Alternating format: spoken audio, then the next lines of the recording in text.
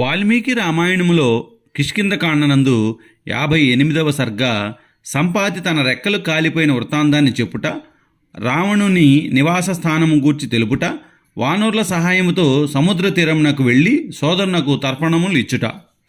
ప్రాణములు విడుచుటకు సిద్ధమైన ఆ వానరులు పలికిన జాలిగొలుపు మాటలు విని సంపాతి కన్నీళ్లు కారుస్తూ ఉచ్ఛస్వరముతో వారితో ఇట్లా అన్నాడు: వానరులారా, బలవంతుడైన రావణుని చేత యుద్ధములో చంపబడినట్లు మీరు చెప్పుతున్న ఆ జటాయువు నా తమ్ముడు.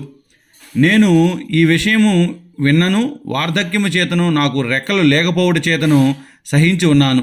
నా సోదరుని వైరమునకు ప్రతీకారము చేయుటకు నాకు ఇప్పుడు శక్తి లేదు. పూర్వము వృత్రాసుర వధ జరిగిన కాలములో ఆ జటాయువు నేను జయమును కోరుతూ పోటీపడి కిరణముల పంక్తులతో ప్రజ్వలిస్తున్న సూర్యమండలం వైపు ఎగిరాము. మేమిద్దరము మహావేగముతో ఆకాశ మార్గమున ఆవరించి వెళ్ళితిమి. సూర్యుడు ఆకాశ మధ్యమును చేరగానే జటాయువు క్షీణించాడు. నా సోదరుడైన జటాయువు సూర్యకిరణముల చేత పీడింపబడుట చూసి నేను చాలా వ్యాకులుడైన అతన్ని స్నేహము వలన రెక్కలతో కప్పివేశాను.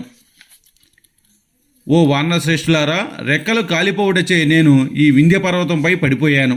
ఇక్కడ నివసిస్తున్న నాకు నా సోదరుని వృత్తాంతము తెలియలేదు. జటాయువు సోదరుడైన సంపాతి మాటలు విని అప్పుడు యువరాజు మహాబుద్ధిమంతుడైన అంగదుడు మరలా ఇట్లు పలికాడు: నీ మాటలన్నిటినీ వింటిని. నీవు జటాయువు సోదరుడు అయినచో ఆ రాక్షసుని స్థానమును గూర్చి నీకు తెలిసినచో చెప్పు. దీర్ఘదృష్టి లేని ఆ రాక్షసాధముడైన రావణుడు ఇక్కడకు సమీపమునందు గాని దూరమునందు గాని ఎక్కడ ఉన్నాడో నీకు తెలిసినచో చెప్పుము.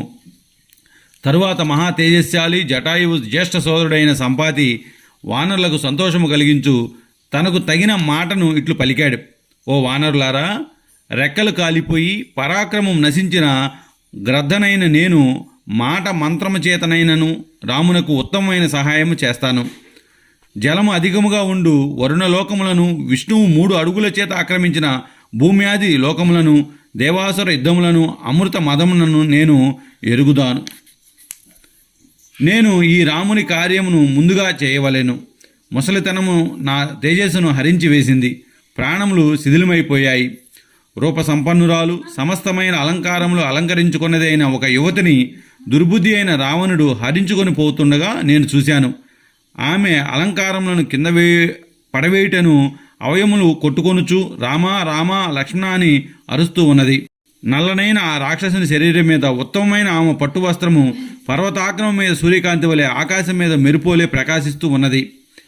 ఆమె రాముని పేరు కీర్తిస్తూ ఉండెను గాన ఆమె సీతయ్య అని తలుస్తున్నాను. ఆ రాక్షసుని నివాసమును గురించి చెప్తాను వినండి. విశ్రవసుని పుత్రుడు, సాక్షాత్ కుబేరుని సోదరుడైన రావణుడను రాక్షసుడు లంకా నగరంలో నివసిస్తూ ఉన్నాడు. ఇక్కడ నుండి పూర్తి 100 యోజనముల దూరం నుండి సముద్రంలో ఒక ద్వీపం ఉన్నది. ఆ ద్వీపమునందు విశ్వకర్మ నిర్మించిన రమ్యమైన లంకాయను పట్టణం ఉన్నది. ఆ లంకా పట్టణం నందు చిత్రములైన బంగారు వికారములైన ద్వారములు, బంగారు వేదికలు గల సువర్ణఛాయ గల పెద్ద ప్రాసాదములు ఉన్నవి. దాని చుట్టూ సూర్యుని వంటి వర్ణము గల గొప్ప ప్రాకారం ఉన్నది. ఆ లంకా పట్టణములో రావణుని అంతఃపురం నందు నిరోధింపబడి దీనురాలైన సీత పట్టు వస్త్రమును ధరించి నివసిస్తూ ఉన్నది. రాక్షస స్త్రీలు ఆమెను బాగా రక్షిస్తూ ఉన్నారు. మహారాజైన జనకుని కుమార్తె అయిన సీతను మీరు అక్కడ చూడగలరు. ఓ వానరులారా, పూర్తి 100 యోజనముల దూరమున్న సాగరము అంతమును పొంది దక్షిణ తీరము చేరి 4 పక్కల సముద్రము చేత రక్షింపబడుచున్న లంకలో మీరు రావణుని చూడవచ్చును. మీరు శీఘ్రముగా వెళ్ళి అక్కడనే మీ పరాక్రమమును చూపండి. నేను దివ్య దృష్టితో చూస్తున్నాను. మీరు సీతను చూసి తిరిగి రాగలరు. కులింగ పక్షులు, ధాన్యమును తిని జీవించు ఇతర పక్షులు ఆకాశమునందు భూమికి దగ్గరగా ఉన్న మొదటి మార్గమునందు ఎగురగలవు. కాకులు, వృక్షములు, ఫలములను తిను ఇతర పక్షులు 2వ మార్గమునందు ఎగరగలవు. భాస పక్షులు, క్రౌంచ పక్షులు, గోరింకలు 3వ మార్గమునందు ఎగరగలవు. డేగలు 4వ మార్గమునందు, గ్రద్దలు 5వ మార్గమునందు ఎగరగలవు. ఓ వానర శ్రేష్ఠులారా, గొప్ప బలము, పరాక్రమము, రూపము, యవనము గల హంసలు 6వ మార్గమునందు ఎగరగలవు. గరుత్మంతుని గతి అరుణుని గతిక దానికంటే ఉత్తమమైనది. మేమందరము వినతాపుత్రుడైన అరుణుని సంతతి వారము. క్రూరుడైన ఆ రావణుడు సీతాహరణమను నింద్యమైన పని చేశాడు. అతడు నా సోదరుని చంపినందుకు నేను ప్రతిక్రియ కూడా చేయవలసి ఉన్నది. నేను ఇక్కడి నుండే రావణుని జానకిని కూడా చూడగలుగుతున్నాను. గరుత్మంతునికి ఎట్టి దివ్యమైన నేత్రములు బలము ఉన్నవో అట్టి నేత్రములు నాకు కూడా ఉన్నాయి. అందుచే ఓ వానరులారా, ఆహార బలము చేతను జాతి స్వభావము చేతను మేము నిత్యము యోజన శతమును మించి చూడగలము. స్వభావము చేతనే మాకు ఆహారము చాలా దూరమునందు విధింపబడినది.